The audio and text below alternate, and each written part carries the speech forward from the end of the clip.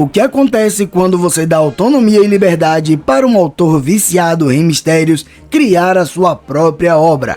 Eu mesmo respondo isso. Temos uma das melhores obras de todos os tempos e o seu nome é One Piece.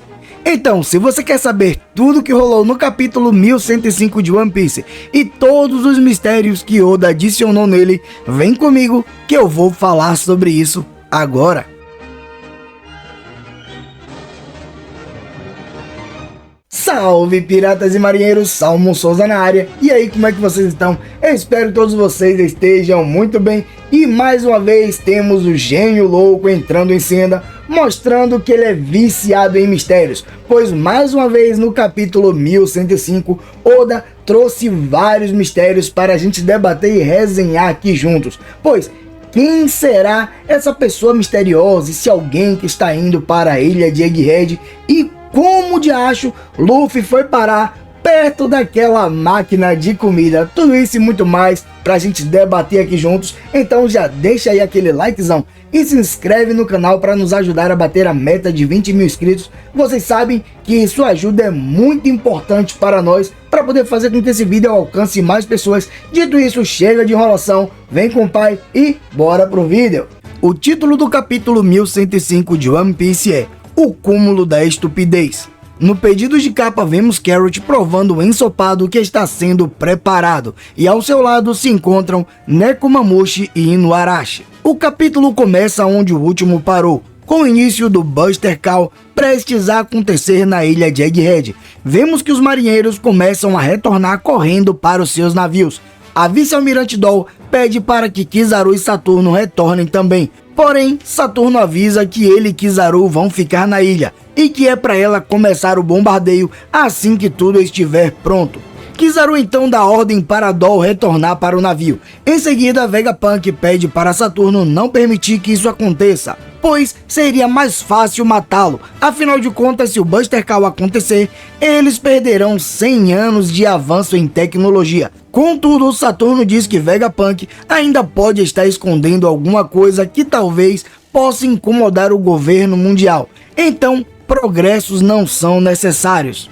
A partir desse ponto aqui temos algumas coisas interessantes. No capítulo 1086 de One Piece, intitulado Os Gorosei, podemos ver que aconteceu uma conversa entre os Gorosei e Imu-sama, onde percebemos que o principal desejo de Imu-sama era obter a Mother Flame. Tanto é que nessa conversa deles é dito que depois que eles testarem a Mother Flame, a depender dos resultados, eles decidiriam o que fariam com o Egghead. Ou seja, como o teste de Mother Flame acabou sendo um sucesso, Egghead já estava praticamente com seus dias contados. Outra coisa interessante aqui é que podemos notar que Kizaru está o tempo todo com uma expressão de que ele está triste ao ter que obedecer às ordens de Saturno. O que abre a brecha para continuarmos teorizando que foi Kizaru que deixou aquela porção de comida ao lado de Luffy quando Luffy já estava cansado depois de ter usado o seu despertar. Vemos agora que Saturno revela para Vegapunk que ele enviou um navio de guerra para caçar um navio de cientistas e trabalhadores de Egghead que tinham saído mais cedo para tentar fugir da ilha. Vegapunk fica furioso com Saturno ao saber disso, porém Saturno diz que tudo isso é culpa dele mesmo, pois, assim como o povo de Ohara, ele também não conseguiu se segurar e tentou desvendar o que aconteceu no século perdido. A cena muda e alguns navios da marinha começam a relatar que suas armas já estão prontas para começar o bombardeio. Vemos que os pacifistas são ordenados a ficarem na ilha, enquanto alguns marinheiros continuam a fugir.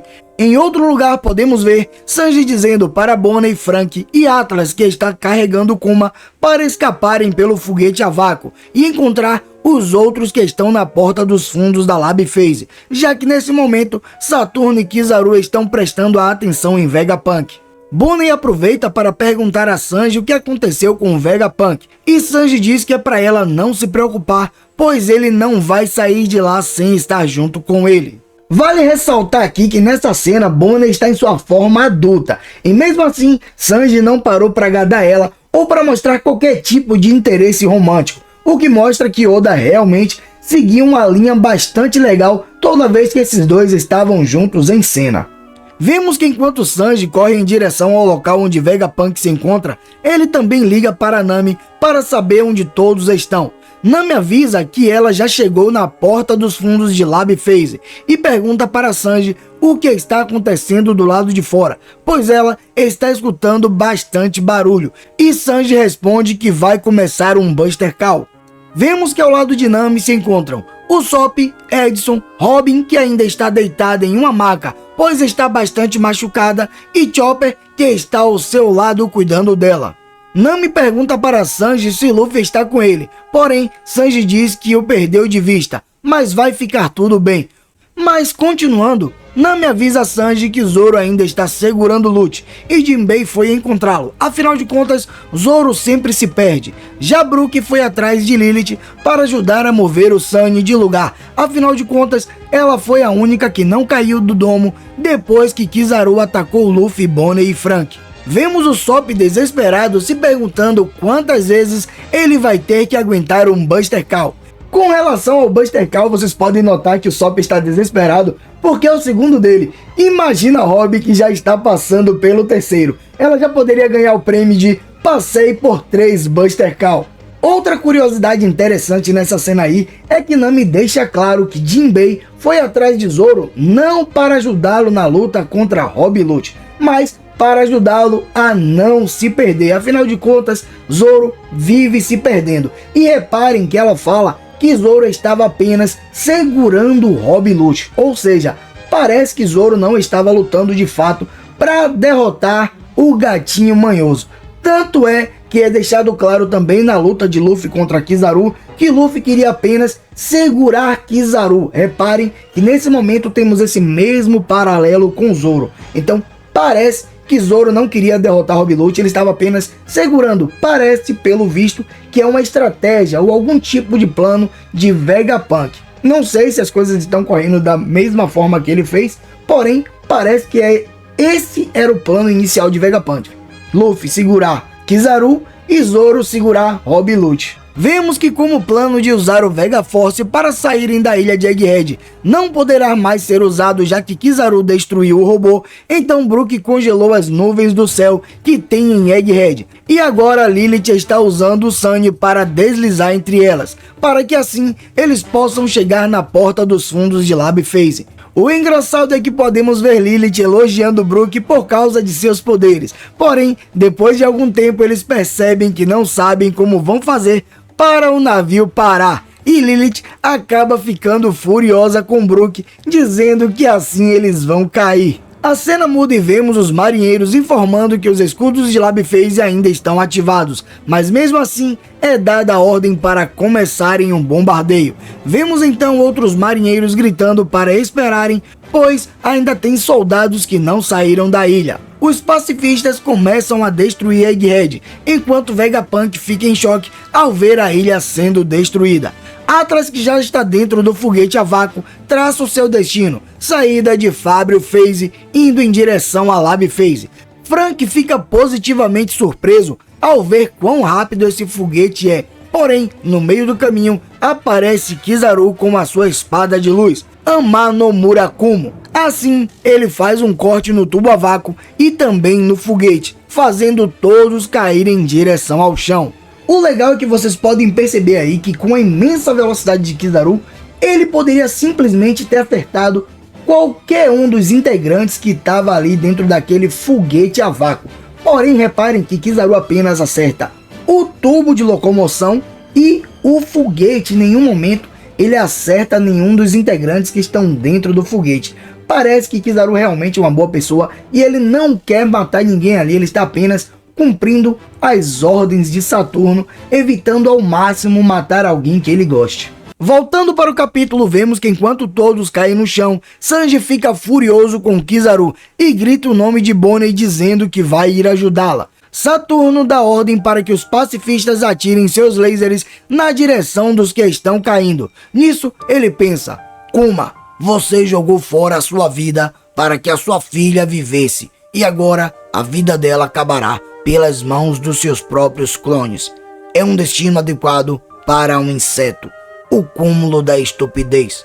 Vemos também o Vegapunk olhando de longe pensando que quando ele soube que Bonnie se tornou uma pirata, ele não pôde deixar de pensar no pior cenário possível, pois por mais que um pacifista tenha a aparência do pai dela, ele jamais hesitará em matá-la se assim fossem ordenados.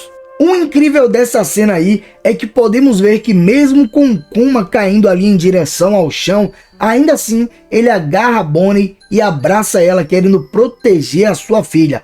O que me fez pensar no capítulo 1072, intitulado como O Peso da Memória. Reparem que Vegapunk chega a mencionar que uma alma pesa 21 gramas. Contudo, o peso da memória não é informado. E como no capítulo passado, 1104, Vegapunk disse que o que tinha de especial na raça de Kuma não era o seu tamanho e sua força, dando a entender de que era outra coisa, eu não consigo deixar de pensar que, na verdade, essa força de vontade de Kuma de querer proteger Bonnie vem de um instinto paterno, relacionado ao amor que provavelmente está ligado ao peso da sua memória, mostrando que é impossível apagar o amor que alguém da raça bucaneira sente, mesmo que apaguem todas as suas memórias. A cena muda e vemos agora Luffy diante da máquina de produzir comida que foi criada por Atlas. E só para constar, essa cena acabou de aparecer no último episódio do anime. Alguns soldados da marinha acabam encontrando Luffy deitado no chão com a barriga inchada de tanto comer. A cena muda novamente e vemos agora um navio da marinha totalmente destruído. Esse é o navio que tinha ido caçar os trabalhadores que estavam tentando fugir de Egghead, mas pelo visto alguém atacou eles primeiro. Não é revelado quem foi, mas podemos ver um dos marinheiros dizendo que Kizaru precisa ser contatado, pois eles estão indo para Egghead. E a seguinte frase aparece na tela: quem são esses que estão se aproximando da ilha? Eu tenho várias teorias a respeito de quem pode estar chegando na ilha de Egghead, da mais óbvia que poderia ser alguém da tripulação de Barba Negra até aquelas mais difíceis de acontecer, como por exemplo, pode ser que seja Vivi junto com o Apple e Morgans. Afinal de contas, existem teorias que dizem que ela vai comer a Nikyu no Mi, que é a Kuma no Mi de Kuma. Porém, não tem nada confirmado, é só teoria mesmo.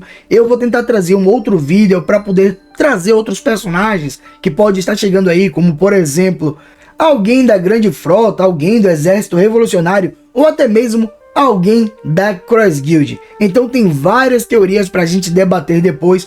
Porém, tem uma outra curiosidade ainda nesse capítulo. Quem será que levou o Luffy para perto daquela máquina de comida? Eu também tenho várias teorias a respeito disso. As mais óbvias seria ou o Kizaru, afinal de contas ele tem mostrado cada vez mais remorso e tristeza pelo fato de estar atacando pessoas que ele gosta. Poderia ser também Caribou, que a galera meio que esqueceu novamente. Poderia simplesmente ter levado o Luffy para ali, para ele se fortalecer, para poder ele tentar escapar do Buster Call também. Além disso, eu pensei que poderia ter sido Edson, afinal de contas ele poderia controlar algum drone ou algo do tipo para levar Luffy até aquele local. Mas pelo visto Edson está em um local onde ele não tem acesso a nenhum tipo de monitoramento para que ele pudesse controlar um robô, um drone ou algo do tipo para levar Luffy até perto daquela máquina de comida. Mas isso me fez pensar também em outras coisas. O que é que aconteceu com o York e o que é que aconteceu com os Serafins? Será que eles ainda estão presos ou será que eles foram libertados de alguma forma? Afinal de contas, essa Snake estava meio que apaixonadinha assim por Luffy, e se ela aparecer mais pra frente, foi mostrado que ela quem salvou Luffy, que ajudou ele e levou ele até aquele local para comer aquele rango, seria muito, mas muito incrível se isso realmente acontecesse. Eu vou tentar criar algumas teorias também a respeito disso para trazer aqui para vocês. De qualquer modo, galera, o jeito é teorizar e esperar o capítulo que vai sair na semana que vem. Afinal de contas, não vai ter pausa. Dito isso, eu espero que vocês tenham gostado desse vídeo aqui. Por enquanto isso é tudo, eu fico por aqui. Um abraço e fica com Deus.